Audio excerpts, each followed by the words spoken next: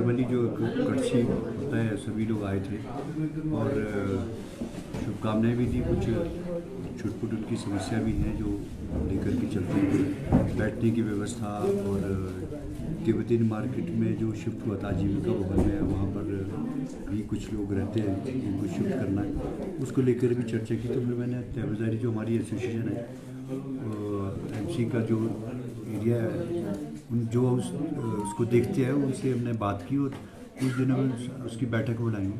बैठक बुला के कोई चर्चा करेंगे जो उनका मेन मुद्दा था। तो सारी चीज़ें देखेंगे, जहाँ जहाँ व्यवस्था हो सकती है बैठेंगे, बैठाएंगे। सर मेयर क्या प्राथमिकता है आपकी रहेगी आज आपने अपना परिवार ज्वाइन किया?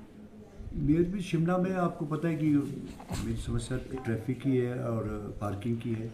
जो स्लॉट्स पिछले 5 साल में अधूरे पड़े थे या काम नहीं हो रहा था, या एनजीटी का जिसमें इशू था कि रुके हुए थे, वो माननीय मुख्यमंत्री ने सुप्रीम कोर्ट में हमारे जो एडवोकेट जनरल है उन्होंने उस केस को लीड किया और उसमें हमें काफ़ी सफलता मिली। और डेवलपमेंट प्लान हम ला रहे हैं शिमला टाउन के लिए, जिसमें 40,000 मकान जो रेगुलाइज होने इनको लेकर के भी हम उस पर डेवलपमेंट प्लान में एक चर्चा करेंगे। और जिसमें मुख्यमंत्री ने एटिक को हैबिटेबल किया है, जिसका हम बड़ा दिल की गहराइयों से उनका बहुत बहुत धन्यवाद करते हैं। और आगे हम इससे भी आगे जा रहे हैं। तो जो बेसमेंट है जो बंद हुई है लोगों का, उसको भी खोलने पर विचार सरकार कर रही है, लेकिन उस पर मेन कंडीशन ये होगी उसमें पार्किंग सुविधा होनी चाहिए।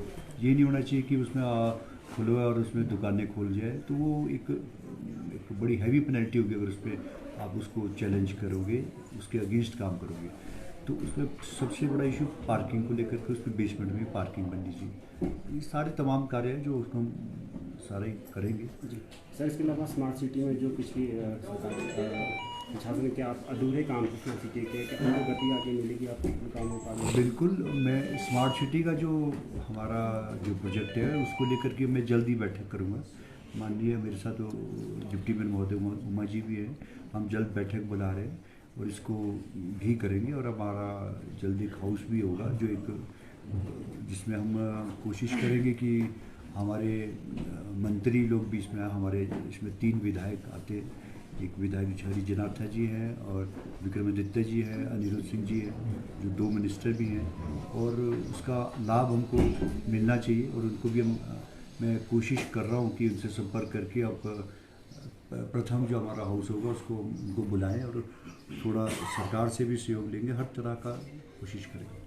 सर, नगर निगम की आय बढ़ाने को लेकर बात करेंगे। आपने वादा किया था चुनाव के दौरान कि हम कूड़ा बिल नहीं बढ़ाएंगे, पानी बिल नहीं बढ़ाएंगे, तो किस तरीके से आय बढ़ाएंगे? आप क्या प्लान है? आय बढ़ाने के लिए बिल्कुल निश्चित तौर पे कोई काम आपको दिखेगा। हम जो उसमें फैसले हम लेंगे, कुछ फैसले ऐसे होंगे जो आप सोसाइटी के हित के लिए और नगर निगम के हित के लिए करें। सरकार का भी पूरा सहयोग लिया जाए, उसमें सरकार भी हमारी मदद करे।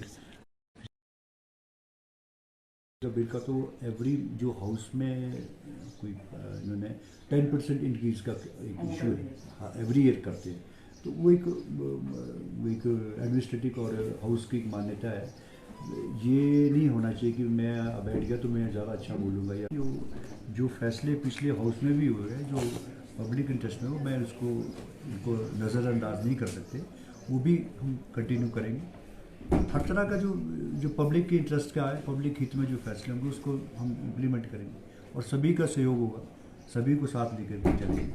ऐसा नहीं है कि जब आप कोई भी नुमाइंदा चुन के आता हो किसी भी विशेष दल से हो, वो पब्लिक ने चुना है तो उसका मान सम्मान मेरा दायित्व भी है, हमारा पूरा दायित्व भी है। और महिलाएं हमारी चुन के आई हैं, बहुत सबका हम स्वागत भी करते हैं। और हर तरह से मैं जो हमारा सहयोग है, माननीय हमारे उमा जी हैं और ये इनको पिछले 30 साल से 35 साल से इनके परिवार को एक्सपीरियंस है। 3 बार ये चुन के आई है, 3 बार इनके हस्बैंड चुन के आए, उनसे पहले अमर सिंह कौशल जी थे, बड़े भाई हमारे। तो वो एक हमारा एक बड़ा अच्छा तालमेल रहेगा, मेरा ही ऐसा मानना है। और हम शिमला की भलाई और उन्नति और तरक्की के लिए भरपूर सरकार का सहयोग भी लेंगे और सभी पार्षदों का भी सहयोग लेंगे। और मैं आपको एक अलग से कोशिश कर रहे हैं, हम अब जल्दी हम हाउस से पहले या बाद में हम सारे पार्षद जो है एक ऐसी जगह चुन रहे हैं जहाँ प्लांटेशन करें, पौधे को लगाने के लिए। हमारा एक वो है, इन्वायरमेंट को बचाने के लिए पूरे देश में कोई ऐसा विशेष कार्य नहीं हुआ है, जो एक हमारा भी दायित्व बनता है। आप इन्वायरमेंट को लेकर के कोई इतना पब्लिक के चुने नुमाइंदे जब जगह उपलब्ध हो तो उसको हम चाहते हैं कि वो करने। एक मानना है कि कोर्ट में को भी, एडमिनिस्ट्रेशन को भी जवाबदेही देनी पड़ती है। नगर निगम के प्रशासन का जो काम है उसकी जवाबदेही उनके पास है, वो करना पड़ता है। और लेकिन समय समय पे लोगों को कठिनाई नहीं होनी चाहिए। किसी से हमारा ये नहीं है कि आप वहाँ पर क्यों बैठे हो, क्या कर रहे हो, लेकिन आप पब्लिक को अगर इनकन्वीनियंस हो रही है तो हमारी जिम्मेवारी है, उसको ठीक भी करना हमारा काम है। तो उसमें कोर्ट से भी सारा इश्यूज चला हुआ है और इस पर समय समय पर कार्रवाई भी होती रहती है और आगे भी होती रहेगी। ऐसा नहीं है कि उसको डिले करेंगे। दूसरा सर, डिप्टी मेयर के कमरे को लेकर सर, उसको क्या कहना चाहेंगे सर? देखिए, वो एडमिनिस्ट्रेटिव की तरफ से एक या 2 दिन पहले हुआ है। कोई इसमें कोई ऐसा वो नहीं था कि भी किसी को हमने डिप्टी मेयर का निकाल दिया, ये कर, ऐसा कुछ नहीं था। माननीय मुख्यमंत्री से भी हमने भी बात की, उमा जी ने भी कुछ बात की और उन्होंने हमें इंश्योर भी किया है कि ऐसा वो एक एडमिनिस्ट्रेटिव लेवल से कुछ चल रहा था कि भी हम नगर निगम का हाउस लगाना चाहते हैं या कुछ जगह उसको लगा हुआ कि यहाँ स्पेस है, तो वो स्पेस तो हम आरे परे भी कर सकते हैं, लेकिन इस कॉस्ट पे नहीं कि हम डिप्टी मेयर का ऑफिस वहाँ से शिफ्ट करें।